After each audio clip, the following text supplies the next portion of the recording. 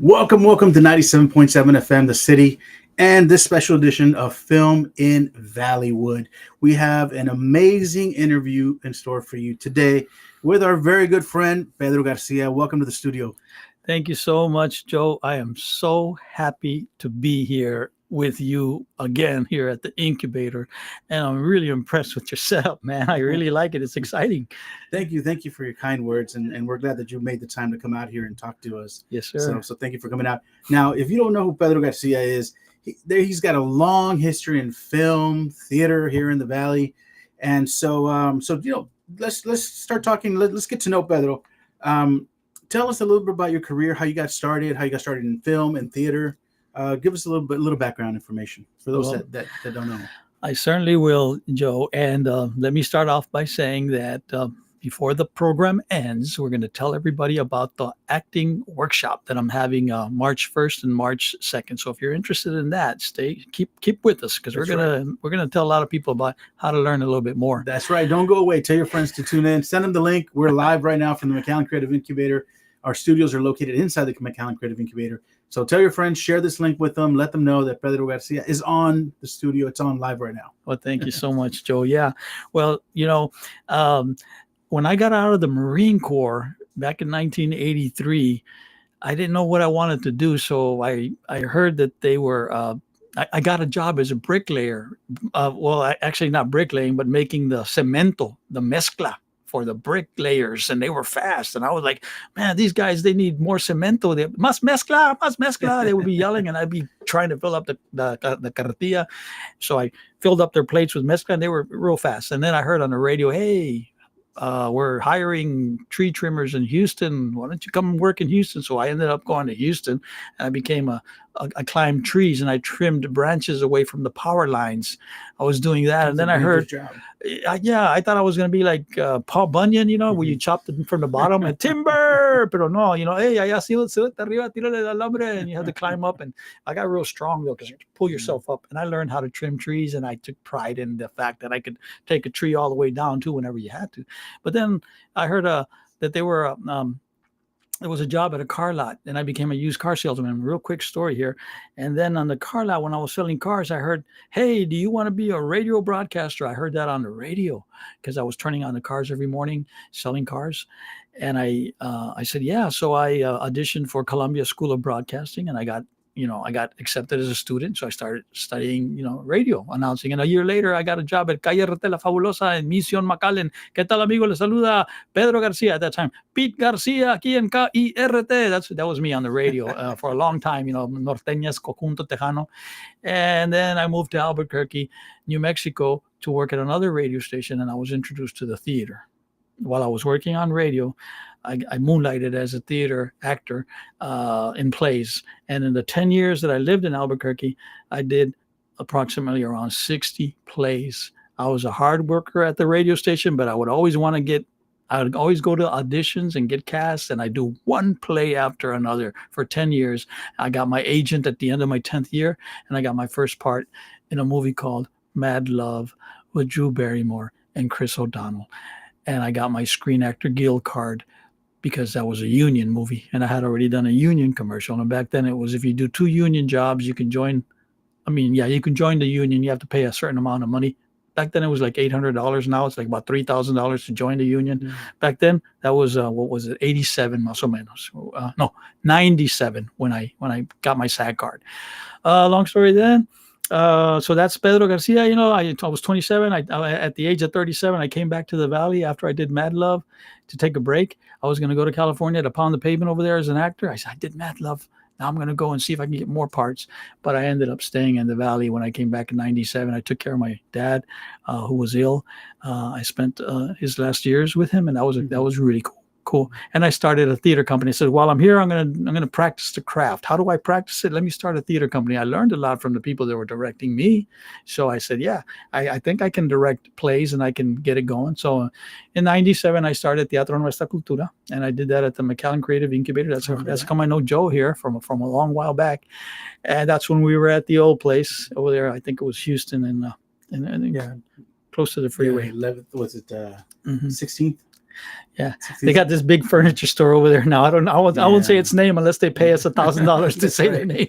Yeah, this big furniture store is now close by there. But anyhow, South Texas College became very successful. It was when they started, and they had it there in that little school, and now it was Shirley Reed at the time and her gang, and they just, man, they made it so popular. It was something that was needed here. I know it went off the hill here a little bit, but an educational facility like South Texas College, and then it just helped UTRGV, and it just helped pick up our valley, and we have a lot of educated people that live here that had the opportunity because of that college, and that's where the incubator was. Anyhow, I was there for 10 years doing theater, and then I went to FAR, and where I'm at right now is at the FAR Community Theater Company. I'm a more or less artistic director, and I produce the plays with some city funding and funding that we also raise, being a 501c3, and every 3 months nonstop since 97, since what was it, 2008 when I went there, we have not stopped. Every 3 months we have a new play. Anybody listening, if you want to find out, find FAR Community Theater Company on Facebook or on our website, farcommunitytheater.com. And if you see there's auditions every 3 months, we post new auditions. Then if you want to try, come and try for a part. Oh, que estoy muy viejito yo, o estoy muy viejita, o estoy muy gordo, o estoy muy flaca, o estoy muy chiquito. Hey, le digo, mira la novela, turn on the soap opera, and there's all types. Yeah. Acting requires all types. And community theater is not an institution. It's a place where anybody who wants to try theater can come. If you get the part, you commit 6 to 8 weeks of rehearsals. You have about 2 weeks of performances, and it's a fun experience. If you feel like doing it again, audition again for another play. Or if you said, I had enough because, wow, it's a lot of work and all, then at least you tried it. One last thing before you ask your next question. A lot of my students, speaking of teaching acting and what I've learned and some of the films I've done, a lot of my students ask me, sir, how do you become a better actor? And the first thing I tell them is to get yourself cast as often as possible. Once you finish one project, because acting is like a project, it's not like a long-term job. Some acting jobs are 1 day, some are 3 days. If you're in a play, it could be 6 to 8 weeks. So once you finish one project, if you like the feeling, get into another one, and then another one, and another one. Like I told you, my first 10 years, I did like 60 plays. I was always working. I was always learning and paying attention and listening and getting better and better each time. So that's my first answer when anybody asks me, how do you become a better actor? Practice. That's great advice. That's great advice. Thanks. I tell that to my students also. The more you do it, the better you become at it. So keep working it. Keep doing it. Just do it. Yeah. It's like driving a youngster who's only 14 learning how to drive. First week, second week, third week, they're real nervous and they're really focusing and concentrating and paying attention to what they're doing. Acting is the same way too when you're learning it, and even when you know it already. Like driving, you know it already, but you still have that sense of, okay, I'm going to get on the freeway. I'm going to make sure my blinkers are working. You have that kind of focus and concentration, and you have an objective to get to where you're going. Acting, you have an objective when you're playing a part too. Whatever your character needs or wants and that kind of stuff is what drives an actor to give a good performance. Oh, very good advice. Very good word of advice. Now, we're going to come back to it, but to the other questions, but right now, for those of you that are tuning in, we're talking to Pedro Garcia, and you've got an event coming up. Yes, sir. Right. Tell us all about that event, and then we're going to talk about it again at the end of the show. Yeah, man. Thank you, Joe. March 1st is a Saturday from 2 p.m. to 5 p.m. an actors workshop for the youth from 12 years old to 17 years old. And then on March 2nd, did I say that right? March 1st is a Saturday for the youth, and then March 2nd, which is a Sunday, is for the adults from 18 years and above, from 2 p.m. to 5 p.m., an acting workshop.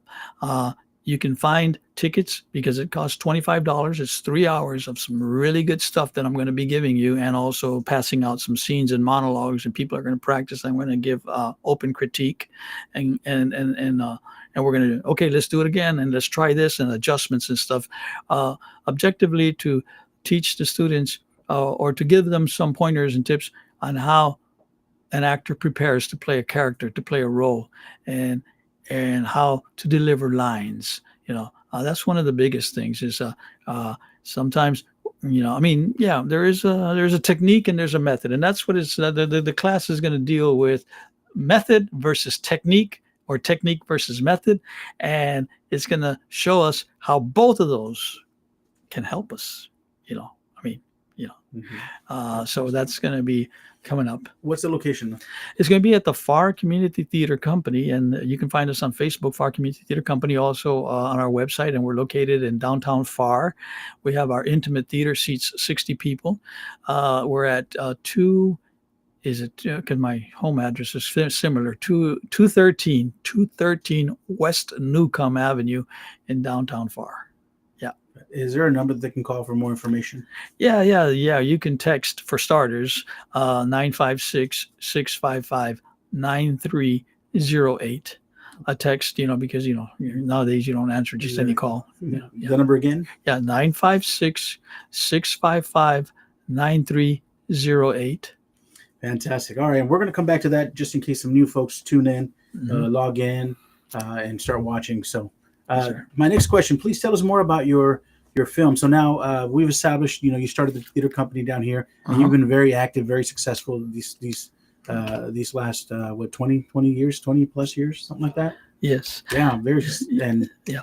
and then your film. Tell us more. So now then you came out on that movie with Drew Barrymore, right? Yes. How did you get started, or how did you continue working in your film career? Well, the Mad Love was when I was still in Albuquerque. That was my first part I got, and I remember I just got an agent. I had already done 10 years of theater, and I wanted to get film. So I was told, you need to get a talent agent so that they can send you out on auditions. So I got a talent agent. I remember Applause Talent Agency was at the time in Albuquerque. And all of a sudden my agent says, hey, we got an audition for you for the movie with Drew Barrymore for a mechanic. And it doesn't have any lines, but the director saw your picture and she wants to see you, and she might ask you to improvise a line. I said, sure. So they gave me I went over to the audition, and Antonia Bird, who was also directing the film, happened to be the one that was holding the audition. So I introduced myself, and she says to me, Pedro, it's nice to meet you. She was from Europe. I would like you to pretend like if I took something from you and you want it back. And I go, oh, okay. So then we improvised. And I started by telling her, excuse me, but you need to get that back to me. What? I said, I need that back from you, please. And I got to get out of here too. So please give it to me, or I'm going to have to take it from you, blah, blah. And she would go back and forth. And then I ended up practically chasing her around the table until she said, cut. Okay, good. Thank you very much. And long story short, about a few days later, my agent called me and says, hey, Pedro, they want to cast you for the part. And I was so happy, with the news. And I had my short little scene with Chris O'Donnell and Drew Barrymore, and they were both on the set that day. And my scene is when he's trying to chase her because she steals his car, because she finds out that he's going to turn her over to her parents, who are looking for her because she's a runaway. And they're at this hotel that I work at, and she steals his car, runs off, and I'm just taking the battery cables off of my truck that I fixed, and I'm happy, and I'm taking them off. He runs right in between me, jumps on the truck, and goes right after her. And here comes my big line. They gave me the line. Antonia told me, you run up to the mark right there. He takes off in your truck and yells something in Spanish, Pedro, that sounds exciting. Okay, ready, and cut and action. And so here I am going, and I run. I come with my, hijo de la chingada, come back with my truck. And that's in the film, except for the part, I forgot if they cut the hijo de la chingada or to come back with my truck, but there was my big face into Hollywood movies, my big thick black hair at the time, yelling an obscenity because my truck was stolen. And at the end, she calls cut, and then she comes up to me. She says, Pedro, that's very nice, very good. But what does hijo de la chingada mean? And I tell her, it means you son of a, it means what anybody would say, especially a Hispanic that's mad, like you said, because so. And then she made a joke. So, we'll keep it. Let's and that was a really nice experience. Of course, it's been a long time since I've told this story, but after that is when I came back to the Valley and took care of my dad and started the theater company here. But at the same time, I wanted to be. My dream was to be a successful actor, a working actor, you know. But all these years that I ended up staying here, I've dedicated to helping others to learn the craft, and I've been satisfied. I have no regrets that I ended up staying here for almost 25 years teaching acting instead of going to pound the pavement in Albuquerque. But in the meantime, I got a talent agent here in Texas. I've had two talent agents, and since then I got a part in Fast and Furious 5. I got a part in Breaking Bad. I got a part in Queen of the South, in Halt and Catch Fire, in the movie Tejano. I got an international spot in Fresenius Kidney Care, those machines that help transfer kidney blood. And that one was that, I want to tell people that are getting into the acting business, don't turn down commercials, especially if they're national and if they're union, and they pay really well, but yeah, so getting an agent, a talent agent, was key, because here's this guy in deep South Texas, and I was in Fast and Furious 5, and I got that part from here. And self-taping is how I got that part, also in Breaking Bad, and in a bit we can talk a little bit about self-taping, because self-taping is how it's done nowadays a lot, and I like it, because otherwise in the old days I used to have to go to San Antonio a lot, or to Houston a lot, or to Dallas a lot during the Friday Night Lights time. I went to like 4 or 5 auditions for Friday Night Lights, and I didn't get cast any of the 4 times I went, and it was a bus trip all the way to Dallas and back. Now in my home or in my little studio, I put the camera on me, put a screen in the back, have a reader behind the camera. I read my lines with the reader, like if they were playing the other part, I send that in, and I've gotten parts like that, So self-taping is another thing that I tend to teach, from time to time. That's fantastic. So share with our listeners and viewers a story you were sharing with me before the interview got started about the story of in Fast 5. Oh yeah, in Fast 5, that was funny. An anecdote that I have from Fast 5. I remember I got cast in Fast and Furious 5 through a tape that I did, and in it I play a train conductor. It's in the first 8 minutes of the film, where my character is in a fast-moving train in Portugal, and I'm the train conductor, and I'm asking everybody that's sitting on the sides, or all the extras that they got in the little train. I'll tell you about that in a minute. Because it looks like it's this big train, the scene, right? And it's going real fast. And in actuality, it was in this big warehouse that was green screen all around. And there was one little train car in the middle, and had it seating all the extras. And Paul Walker was in the scene that I'm in, so he was sitting in the train, as well as Jordana Brewster, and all the extras were sitting on their seats, and I'm supposed to come in from the back car and ask everybody if they're doing fine. And when Jordana and Paul Walker see me walk in, their objective is to take my card that opens up the other train cars, because they want to steal cars that are in those other train cars.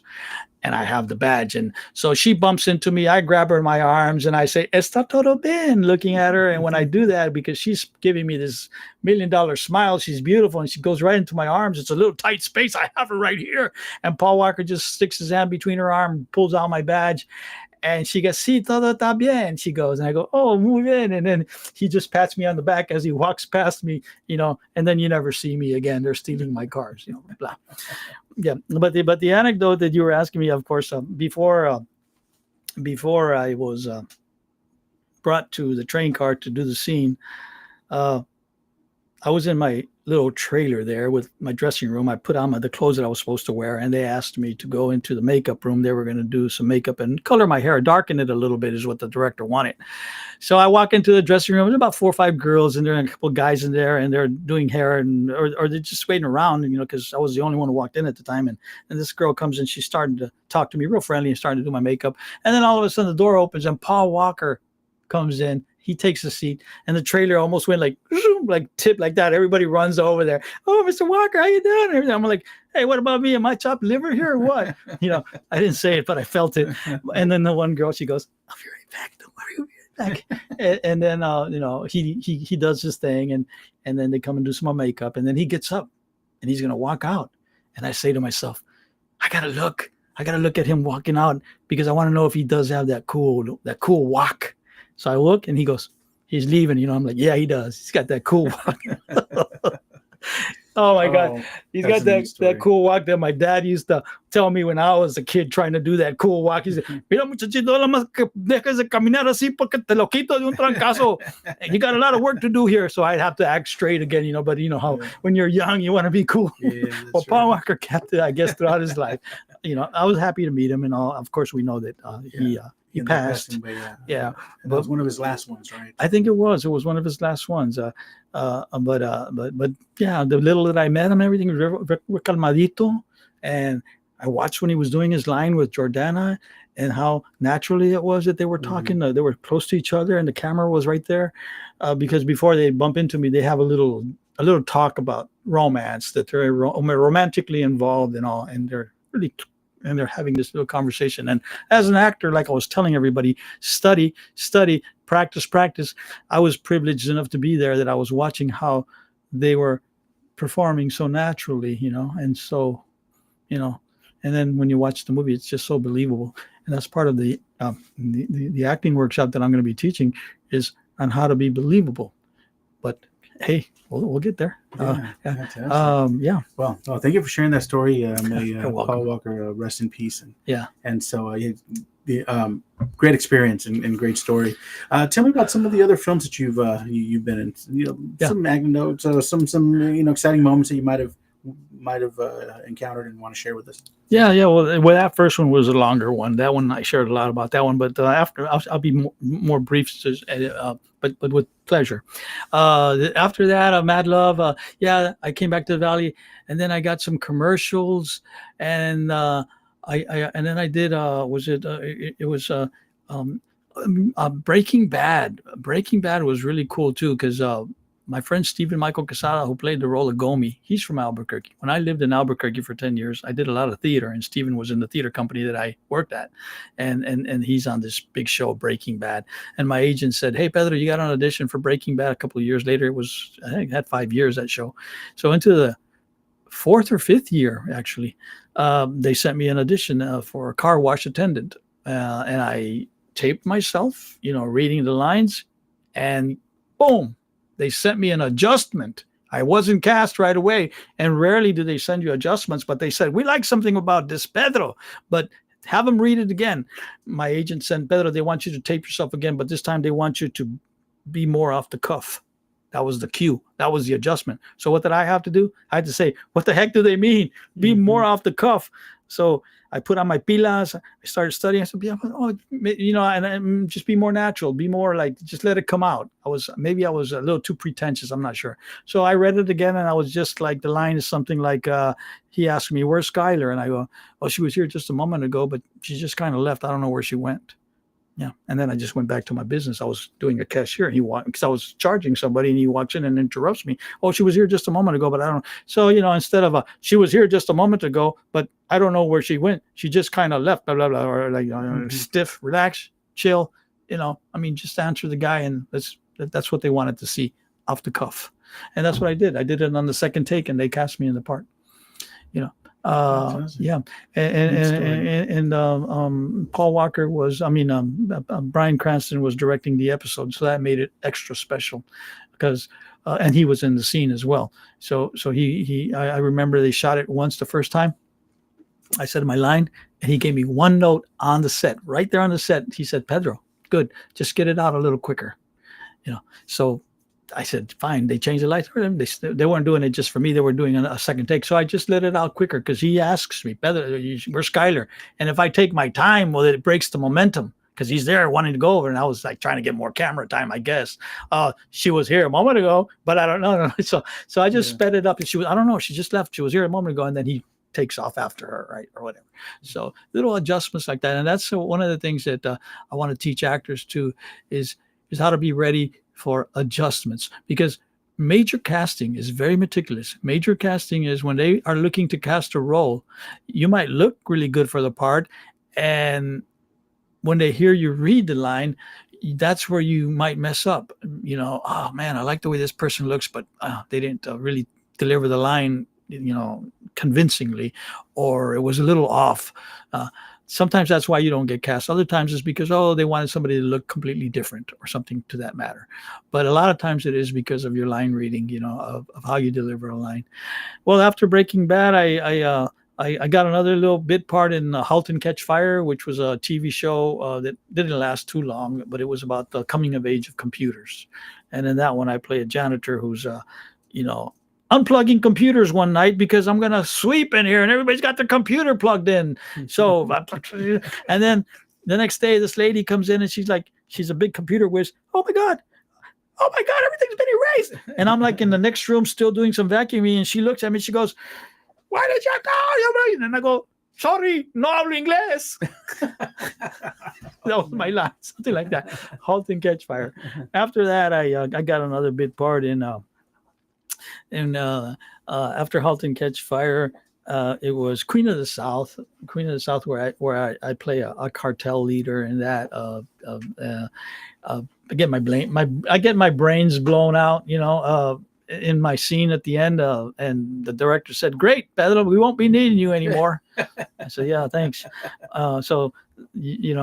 I remember that was shot in Dallas, and it was in a strip club where my character was, and I have to run through this dressing room where all the strip girls are, and I kind of push them out of the way, and we had to do it like 4 or 5 times. They're very beautiful women there, and I'm like pushing them out of the way. I said, "Oh, I'm sorry, miss, I didn't mean to push you so hard." She goes, "No, I liked it. You do it again, Pedro." I said, "Okay." So we did about 5 different takes, hey, because I was running for my life. This guy was after me, Peter Gadiet, who played one of the roles. And he was ready to finish me, and he ended up cornering me in a room that I ran into, and I couldn't get back out, and there he was, and I go, "No me mate," boom, out go the lights. That was it. Then I did a movie called Tejano. I another bit part as a border crossing guard with a young man from Weslaco, and for the love of God, I can't remember his name, but it'll come to me. He also later did Chainsaw Massacre, the remake, as a director, and he lived in Harlingen, and I think he's living in Austin now. But he did a movie called Tejano that HBO picked up because they really liked it. He did it independently, got himself a budget and put it together. And so I consider myself the king of bit parts. My parts in major Hollywood films have been small. I've done some pretty big roles in some independent films, including an independent film I did with Jesse Borrego, where him and I are tangling over the same woman that we love, and it's a film that was shot back in the early '90s by directed by Fred Garcia and shot by Fernando Cano, called Pain Flower. I remember Pain Flower. Yeah. Mm-hmm. I enjoyed that. I had a good sized role in that, and I've always wanted good sized roles in film, especially those that can pay somewhat. It always helps. But I guess there's still role parts for old guys like me, right? Yeah.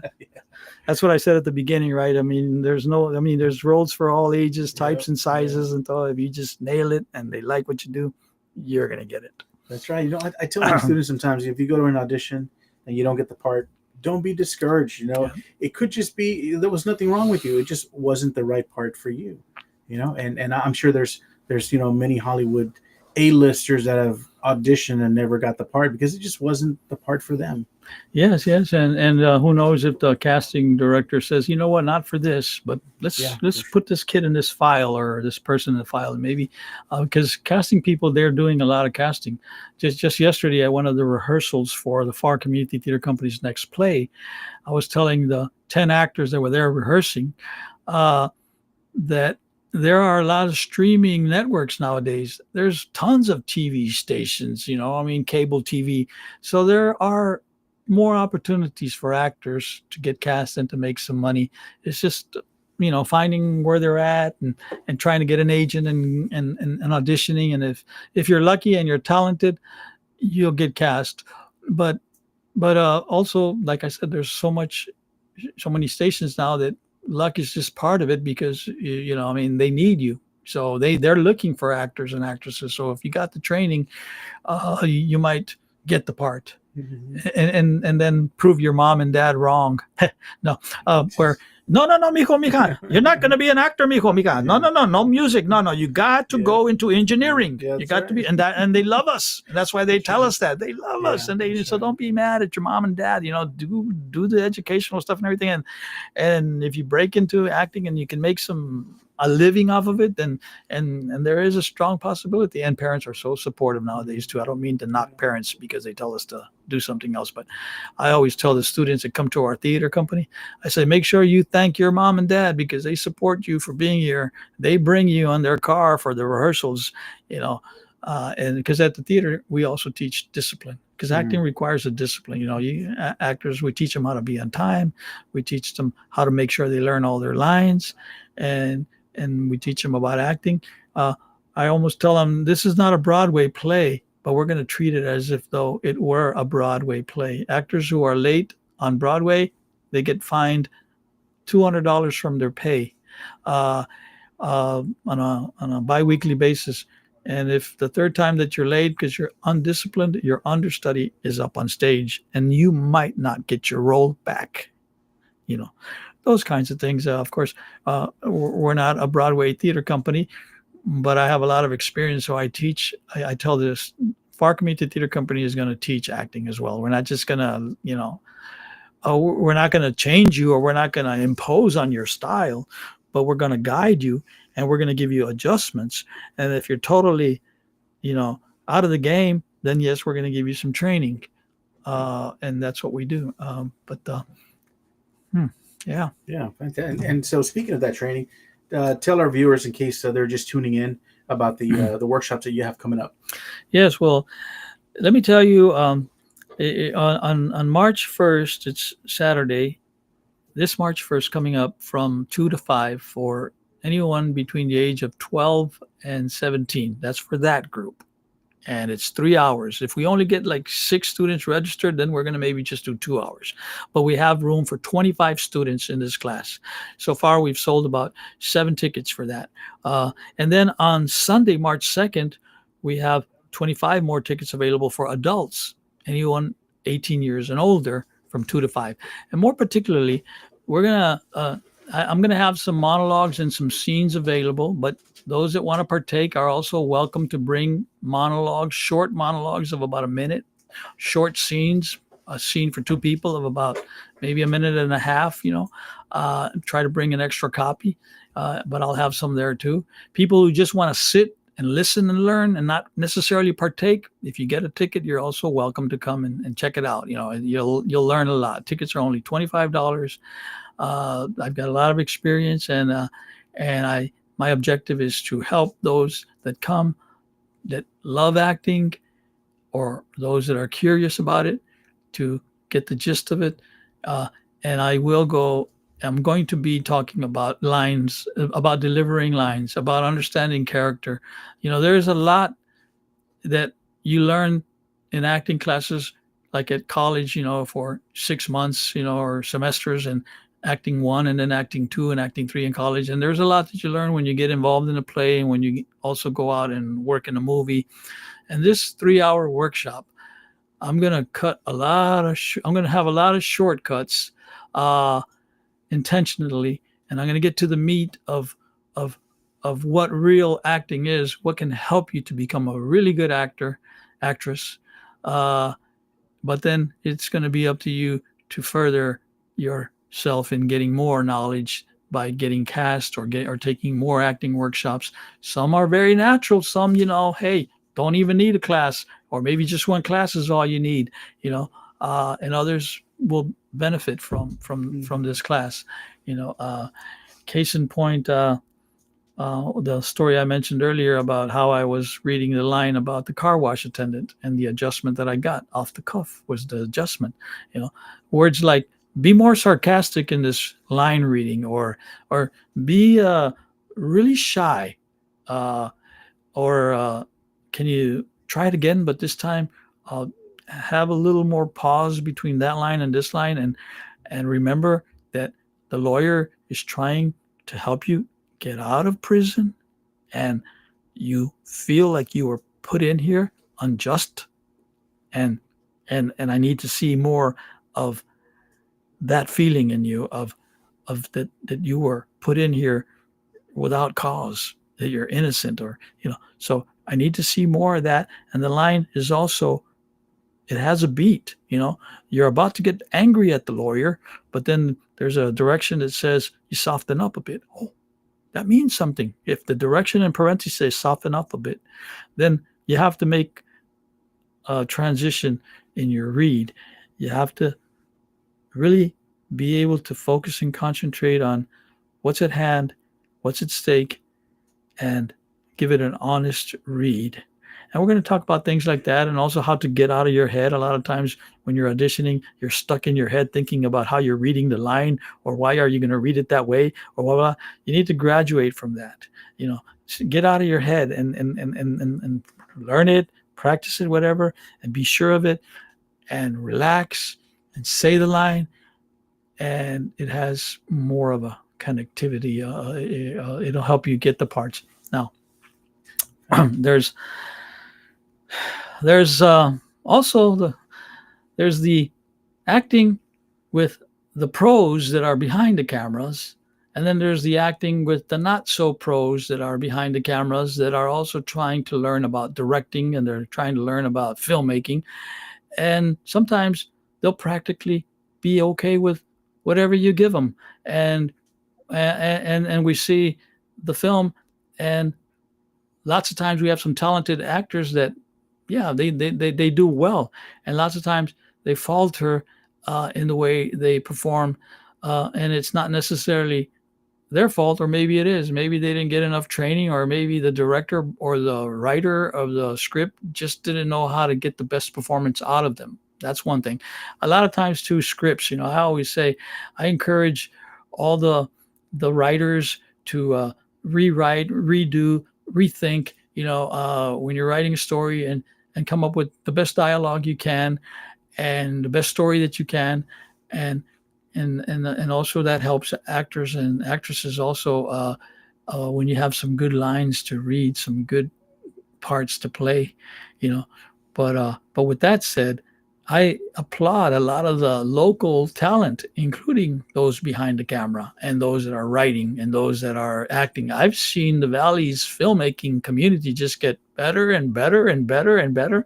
And I wish that they continue to get better and better, because who knows? There's a lot of those streaming TV companies that want your product. They want your content. They'll see, they need broadcasting time. So hopefully they can broadcast your stuff and give you some recognition, give you some royalty, give you some money to be able to pay back yourself, first of all, because you did this work, and pay whoever else you got to pay, even if it's just to break even, to begin with. If you make a lot of money later on, well, that's all us. That's great.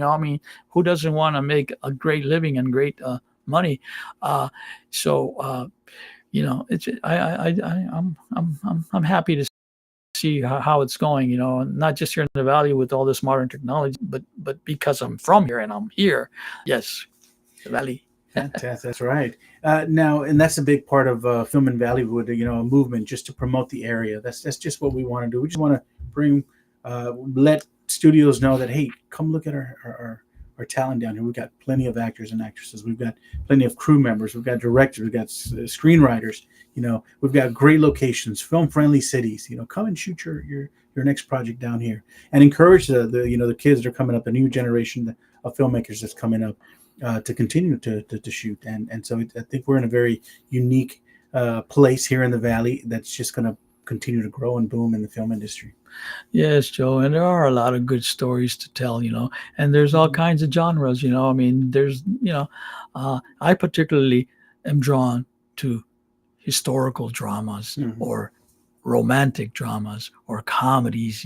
Others are drawn to horror, and others are drawn to the Batman and Robin super adventure, so thank goodness there's different genres and there's different tastes. Cada cabeza es un mundo. So and there's a lot of unique stories that can come out of the Valley. That's right. Excellent. Yeah. Well, as we're wrapping up, please let our viewers know how they can get a hold of you if they need to contact you on Facebook, Instagram, the platforms.